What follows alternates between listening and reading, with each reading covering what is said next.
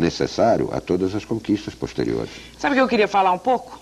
Depois você se alia a Jânio Quadros, fez a campanha, né? Nessa época se elege, você fez a campanha do Jânio, se elege deputado federal pelo PST.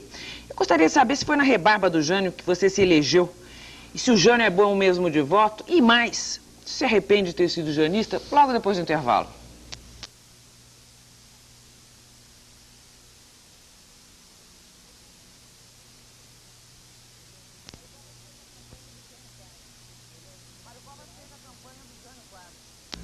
Mário Covas fez a campanha do Jânio Quadros. Se elege deputado federal, eu perguntei para ele, pelo PST, perguntei se ele foi tão bem votado na rebarba do Jânio. Jânio é bom de voto? Jânio é bom de voto. Deixar de reconhecer isso, deixar de reconhecer a história. Você era janista. É verdade. Eu sou um dos milhões de brasileiros que ficaram frustrados com aquela dissipação daquele enorme caudal de esperança que se formou em 61. Quer dizer, mudou isso? Ah, mudou. Senador, vamos falar disso então. Falar sobre contradições, né? As contradições a que se submete um político para sobreviver, vamos dizer. Vejamos, por exemplo, quer dizer, era janista, mudou. O senhor era janista, depois quando o Jânio cai, foi proposto o parlamentarismo. Aí você, Covas, batalha pela restauração do presidencialismo. Hoje, você é de volta parlamentarista. O nome disso, o que é? Contradição, conveniência, convicção? Espera um pouquinho. O parlamentarismo foi votado no bojo de uma crise para que a posse de Jean Goulart pudesse ser possível. O plebiscito para a volta do presidencialismo foi feito antes de eu ser deputado mesmo.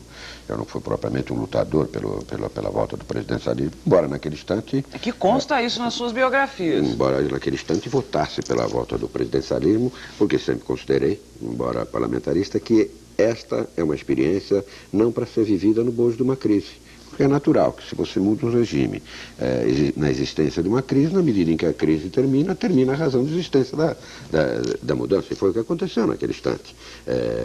Eu cansei de dizer ao longo desta Constituição que não gostaria de ver o parlamentarismo implantado agora, na medida em que ele viesse para solucionar uma crise. Ou seja, para solucionar o problema do mandato do presidente Sarney. Eu acho que o Brasil merecia, neste instante, a experiência parlamentarismo. E não há nenhuma contradição em relação a isso. A minha formação parlamentarista decorre do fato de eu reconhecer que este regime é o regime mais autenticamente democrático. Por quê? Porque ele nasce do parlamento. E o parlamento, no meu modo de entender, é uma estrutura geneticamente formada de forma mais democrática.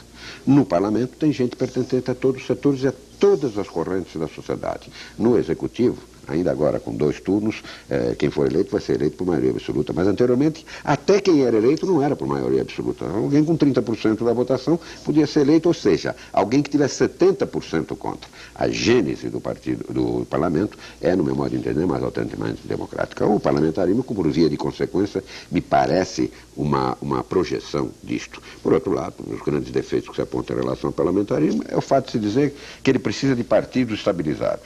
E segundo, que ele precisa de uma burocracia estável para que nas mudanças de governo não haja dissolução de continuidade na administração. Mas nós estamos 100 anos de presidencialismo e não conseguimos nem partidos estáveis, nem uma burocracia estável. Portanto, convinha dar uma Você está falando de convicção.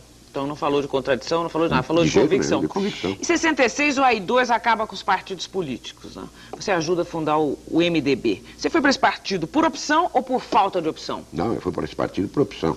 É evidente que ali não havia mais do que 2 opções. Mas que naquele instante, mesmo o MDB nasceu com o que se chama um pecado original. Porque ele nasceu instrumentalizado por aquilo que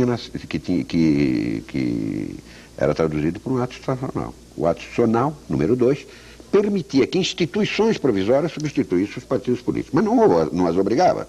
E dizia que ela era formada com um número tal de deputados e de senadores que, desde logo, permitia um mínimo de 0 e um máximo de 2.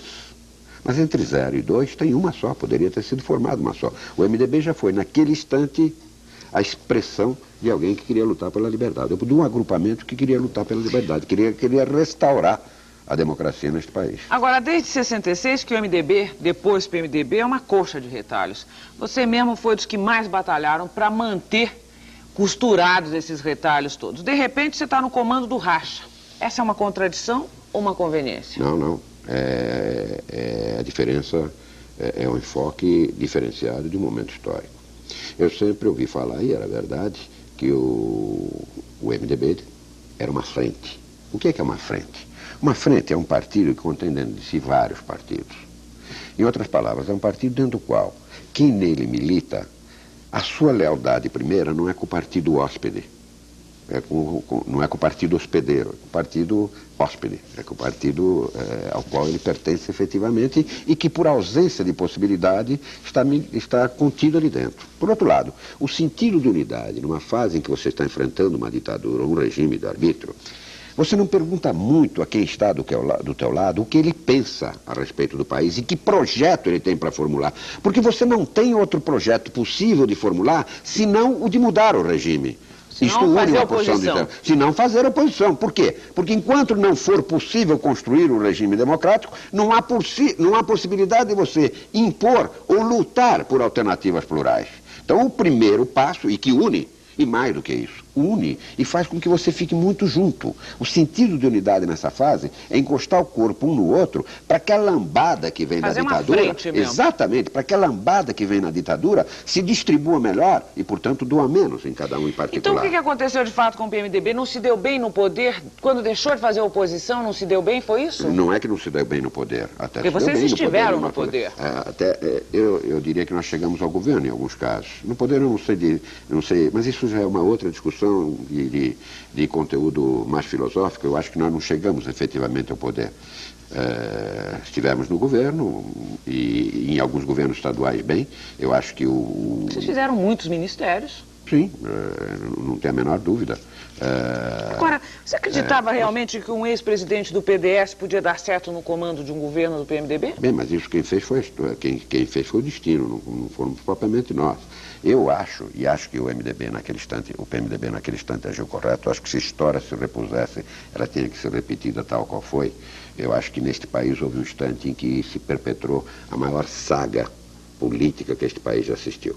Qual foi? A campanha das diretas já. Em que o povo viu com muita clareza que se ele ganhasse o direito de disputar o poder naquele instante e de determinar quem ocupasse o poder, o que se chama de transição, que foi um fato começado lá em 1970, eu estou falando em 77, 4, que se prolongou por todo esse período, um regime inteligentemente tentando dosar, de um lado a sociedade tentando conquistar, e do outro lado o regime tentando dosar esta conquista.